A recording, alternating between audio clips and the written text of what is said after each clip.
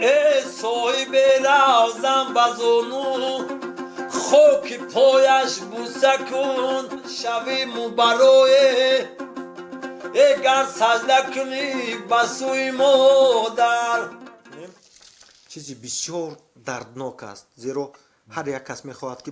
در چشمانتان اشک حلقه میزند. چی درد است که شما درباره مادر بسیار میسرایید؟ یک ذره خدمت مادر کرده نیستیم. مرا میفهمید که حاضی ما می با مثلا حافظی ای یا با گدایی ای ما میری مادر اگر 15 ساله هم باشه اگر بگذارم دنیا مادر ای 100 ساله هم بگذارم مادر کی میگن که اوچه نورلا مرده اکا مرده که بعد گفتم که خیم اوچه بده مرده. درود بینندگان عزیز، دوستان ارجمند، و چنانه که وعده دادیم به خاطر شما و تنها به خاطر شما که قسمت دومی صحبتمون رو با نورالله قاسمов با همه ما و شما چون نورالله مومن‌آبادی آشنا است میگذارونیم و خوشبختانه این لحظه ها هم اون لحظه فرا رسید و ما با نورالله مومن‌آبادی یک جا هستیم و قسمت دیگری صحبتمون رو این لحظه انجام میدهیم و همه شما میدونید که نورالله مومن‌آبادی بسیاری سروده هایش رو در وصف مادر، احترام مادر، قدر مادر، وصف مادر و درباره پدر، قدر و منزلت پدر، زحمت های شبانه روزی پدر که واقعا زحمت های پدر همیشه پس پرده هستند، زیرا مردان واقعا مردان به ستایش و به وصف نیاز ندارند، چون مرد است و همیشه در تکاپوی زندگی است و شاید سروده هایی که زیر چنگ دوتار نورالله مومن‌آبادی است دل هر یک شما را به مادر و مهر مادر و خدمت به مادر یک کمی هم باشد بلند کرده باشد، زیرا واقعا سرود دشتی، سروده که به یگان فنگرام است، سروده که در یگان ژانر وارد نمی شود، یگان کس رو مجبور نمیکنی که برای من یگان چیزی بینواز، یگان کس رو مجبور نمیکنی که برای من یک اتمسفیری بلند رو احیا کن. تنها یک دوتار آوازی خوب، مهر، محبت، صداقت که همه رو نورالله مومن‌آبادی دارد و برای مادر میسراید و واقعا هم ریالی است، سری وقتی است و با آوازی ناب و شیردار کوهی از کوههای سر به فلک کشیده آسمانبوسی مومن‌آبادی شریف با آبهای تازه‌اش که نورالله مومن‌آبادی در آنجا تولید یافته است و پرورش یافته است او میسراید و اکای نورالله سر یک پیاله چای میخواستم وابسته به آن همون سرودهایی که در وصف مادر میسراید و در وصف قدر پدر میسراید. شاید میخواستم بفهمم که واقعا وقتی که سرود از قلب میبراید و از دل و جان میبراید در اون چیزی نهفته است. وقتی که ما همیشه از مادر ناخون میکنیم چیزی بسیار دردناک است، زیرا هر یک کس میخواهد که به قدر مادر برسد و هر یک کس میخواهد که در زندگیش برای مادر خدمت کند و من یک سرود رو دیدم که شما در آنجا وقتی که وصف مادر میکنید حتی در چشمانتان اشک حلقه میزند. چی درد است که شما درباره مادر بسیار میسرایید؟ تشکر زیاد. من شما رو سیگه برادر ما اوچمون رو سیگه بیوش رفت گپ توقعش که ما یک ذره خدمت مادر کرده نیستیم. مرا میفهمید که حاضی ما می با مثلا حافظی ای یا با گدایی ای ما میری مادر اگر 15 ساله هم باشه اگر بگذارم دنیا مادر ای 100 ساله هم بگذارم مادر ای ما یک جورم روز دیگه قطعی یک جورم چخیل میگن که عدیل میریم روشکچینی میریم یک جو بعد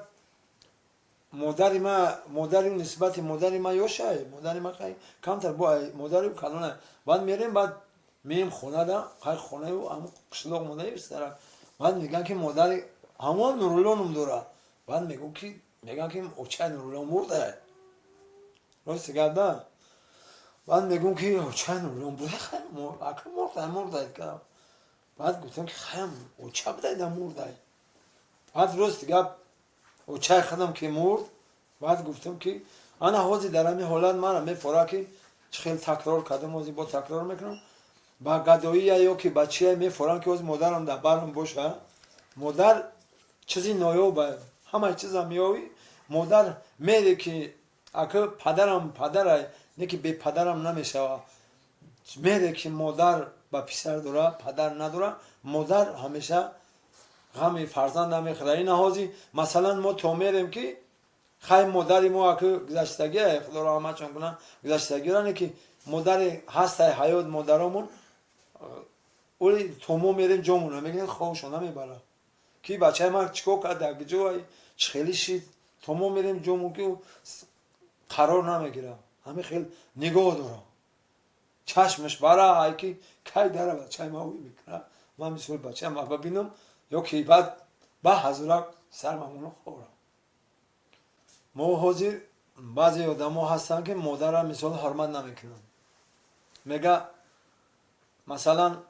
بعد مرگش در سر قبرش گریستن ها چی سود از قفای تابوتش صداد گفتن ها چی سود حالتی که زنده بود قدرش نکردی ناخلف سنگ بیجان در سر گورش گذاشتن ها چی سود ما در زندگیش قدرشون نمیدونیم بعد وقتی که مرد میگیم که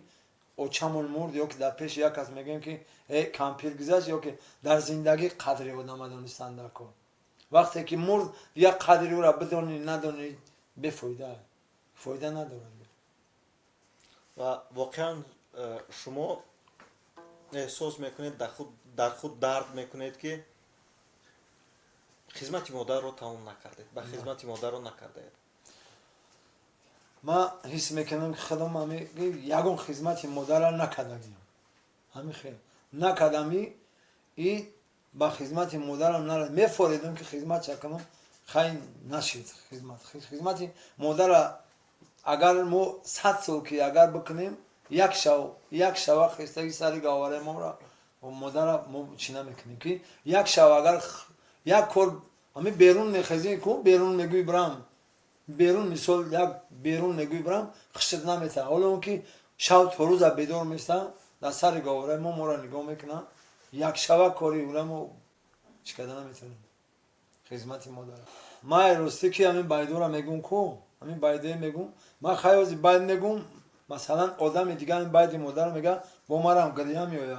ما همین درد دل مادر که مثال برای مادر میگم ما همین درد دلم برای مادر برای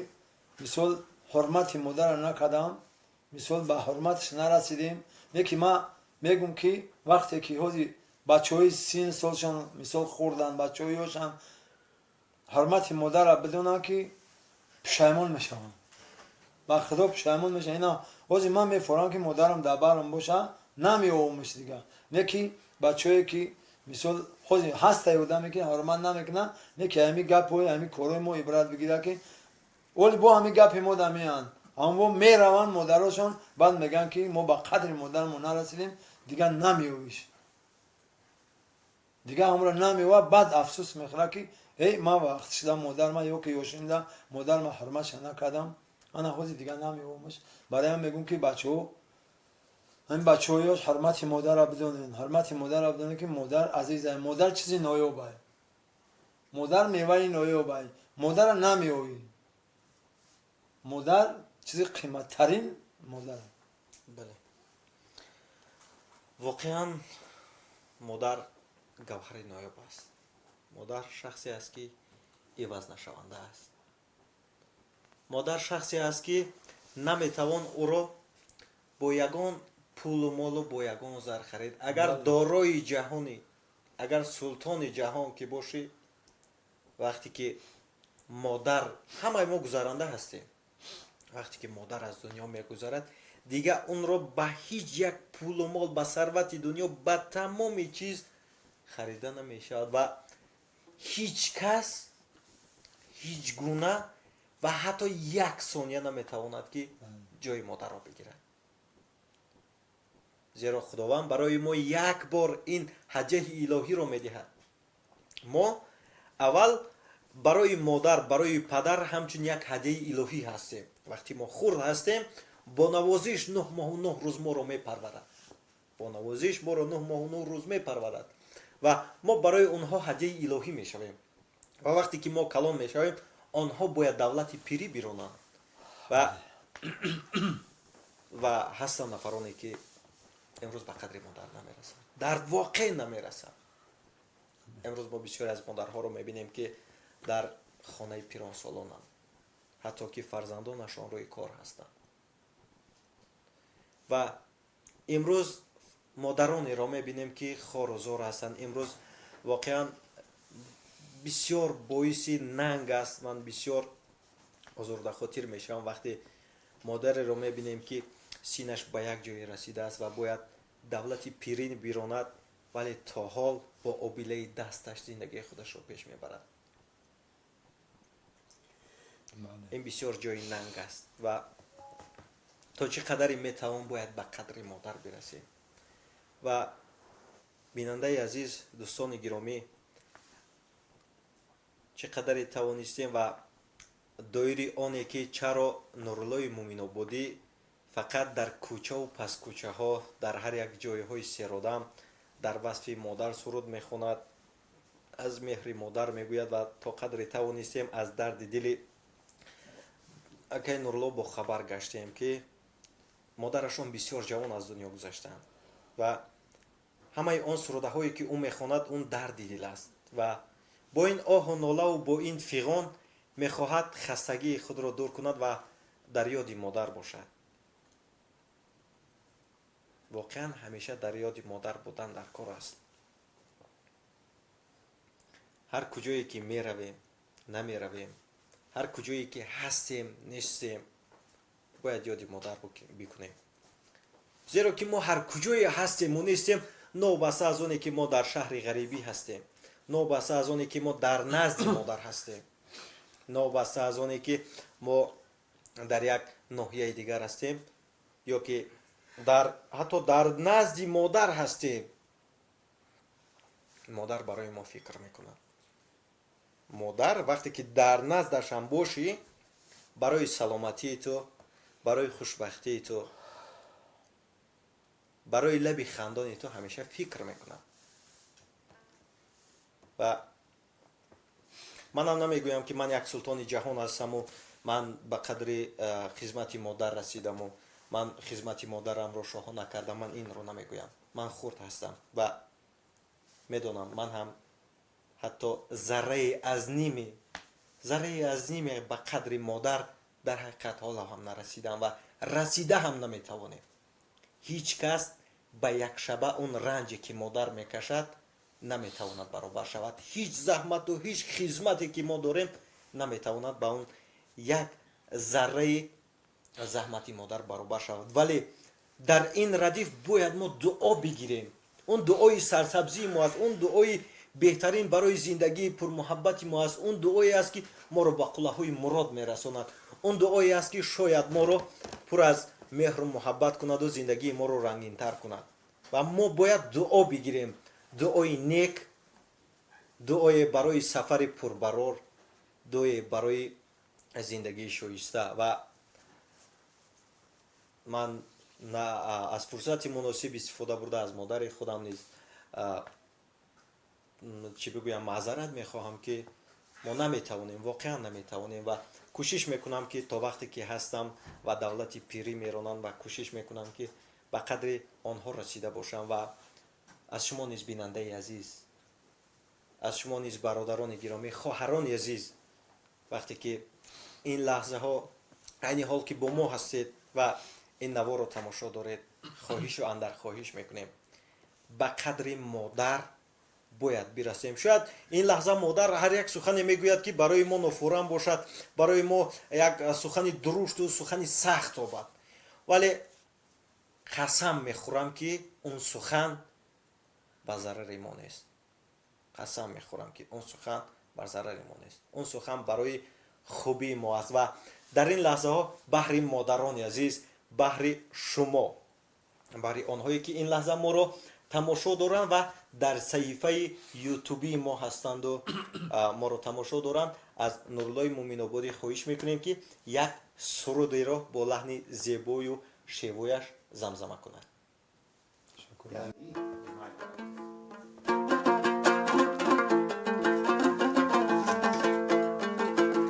ҳеҷ моҳ надорад рӯ чу рӯи модаре,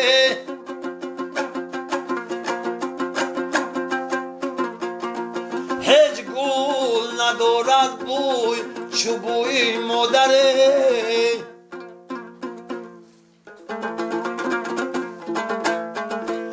оҳ омадани ӯ ба сӯи мо ҷое нест, рӯзе меравем ҳама ба сӯи модар.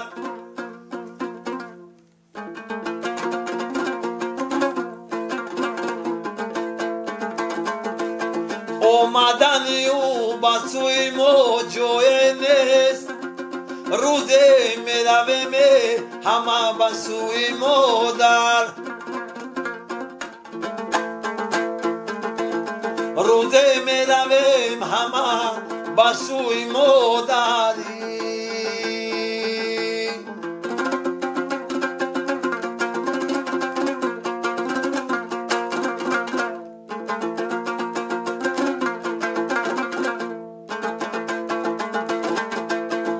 ҳар касе дар ин ҷаҳон озори модар мекунад,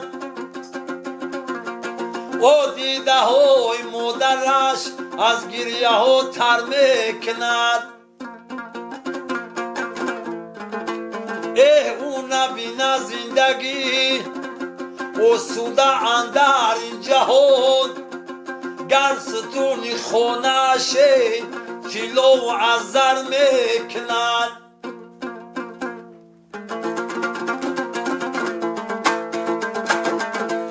гар сутуни хонааш тилову аз зар мекунад.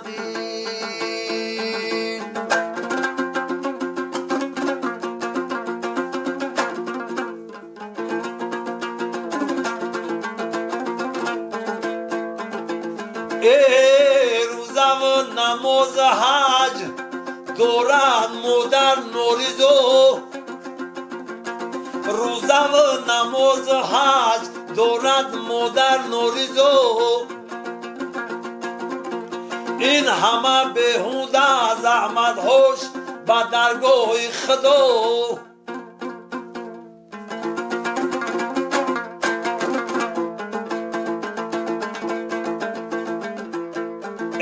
соҳиби равзан ба зону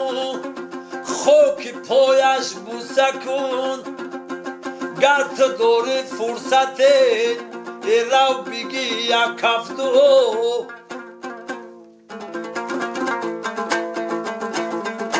гар ту дорӣ фурсате рав бигӣ як ҳафту.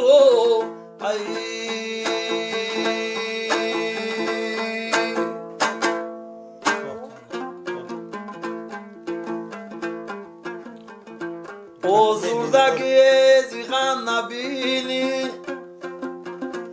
гӯёзи шаҳншаҳи замини, болотари ай моҳу ситорае, бо модар агар ту ҳам нишинӣ, бо модар агар ту ҳам нишинӣ.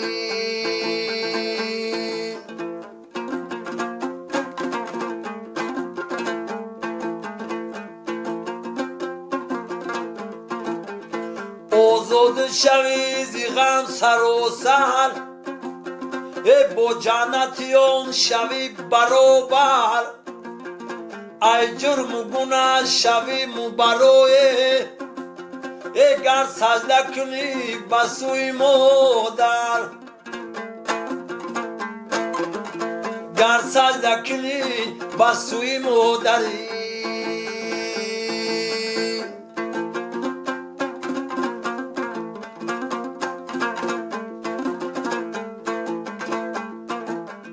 фармони дилат раво бигардад,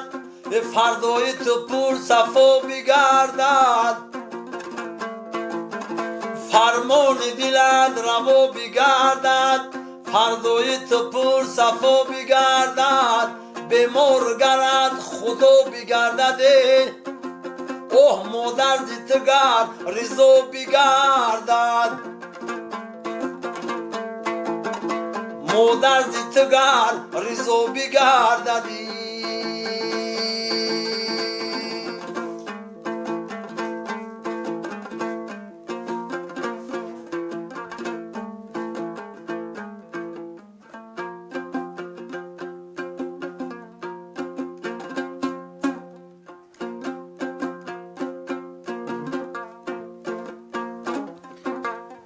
воқеан бояд барои ризо будани модарони худ бикӯшем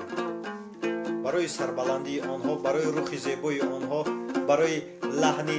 пур аз меҳру муҳаббаташон барои хурсандиашон бояд ҳамеша бикӯшем ва бикӯшем ки зиндагии онҳо пур аз муҳаббат бошад пур аз хурсандӣ бошад ва мо метавонем бояд битавонем зеро мо вазифадор ҳастем ва бояд ҳар як аз масъулияти худро ба ҷо меорем дар назди модарони азиз модарон гавҳари ноёб ҳастанд модаронро қадр кунед азиз донед суҳбати мо боз ҳам идома дорад дар мавзӯъҳои дигар ва суҳбати баъдинаи моро интизор бошед он ҳам дертар не ба наздикӣ дар ан ҳамин саҳифа